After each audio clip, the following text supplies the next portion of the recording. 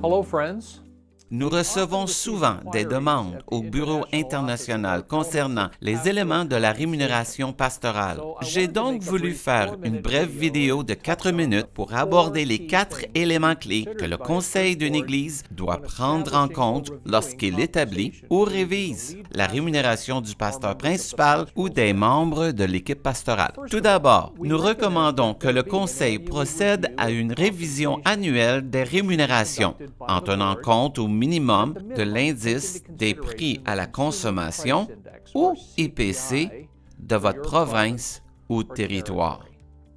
Cet ajustement permet au pasteur au moins de faire face à l'inflation.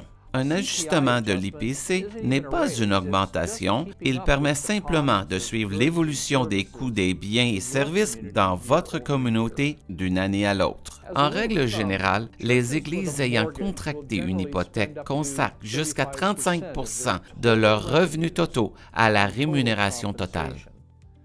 Quand il n'y a pas d'hypothèque, les églises peuvent aller jusqu'à 60 % de leurs revenus totaux pour la rémunération totale.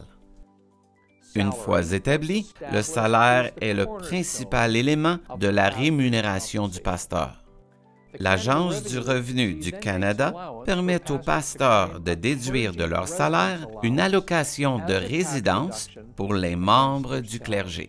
Les pasteurs peuvent demander 10 000 $ ou jusqu'à un tiers de leur salaire, le montant le plus élevé étant retenu en fonction du loyer qu'ils paient, et cela peut inclure le montant du loyer ou l'avantage imposable qu'ils reçoivent pour vivre dans un presbytère. Si le pasteur est propriétaire de sa maison, il peut demander l'équivalent locatif pour sa propriété avec une lettre d'un agent immobilier local établissant la valeur locative du marché de la propriété.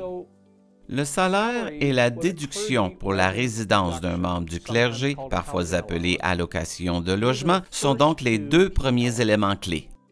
Troisièmement, nous recommandons la participation au régime d'assurance maladie collective offert par les 8 districts dans le cadre d'un plan coordonné des assemblées de la Pentecôte du Canada. Ces plans sont gérés par les districts afin d'être abordables pour les églises, tout en permettant au pasteur et à sa famille d'avoir des avantages importants en matière de santé et de soins dentaires. Ils peuvent aussi leur fournir une couverture en cas de maladie grave, une assurance invalidité à court et à long terme et une assurance vie qui bénit le pasteur et sa famille et protège l'Église en cas de circonstances dramatiques.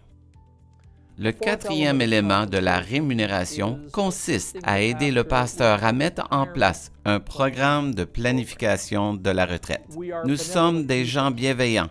Et il y a une part de responsabilité partagée dans le fait d'encourager le pasteur à penser à son avenir et à mettre de côté une partie de ses revenus pour sa retraite. Cela se traduit généralement par un programme de contrepartie dans lequel l'Église verse une contribution égale à celle du pasteur. Cela peut se faire par le biais d'un régime enregistré d'épargne retraite ou je recommande d'envisager le fonds de retraite des APDC. Le pasteur peut commencer à participer au régime à prestations définies ou au régime à cotisation définie du fonds de retraite des APDC pour seulement 2,5 % de son salaire total, y compris l'allocation de logement, montant qui est égalé par l'Église.